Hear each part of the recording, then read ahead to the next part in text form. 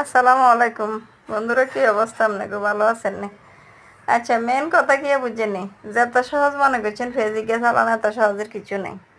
যে আপনি নতুন করে আপনার যদি একটা আপডেট দিই, আসলে একটা মেয়ের, বিশেষ করে মেয়েদের ক্ষেত্রে আর কি, পুরা সংসারের কাজ গুছাই, বাচ্চা কাচ্চা সামালি, পরিবারের দায়িত্ব সবগুলো কাঁধে নেওয়ার পরে, সম্পূর্ণ গুছাই দেওয়ার পরে তারপরে ফেসবুকে বলেন, ইউটিউবে বলেন, তারপরে আসতে হয়।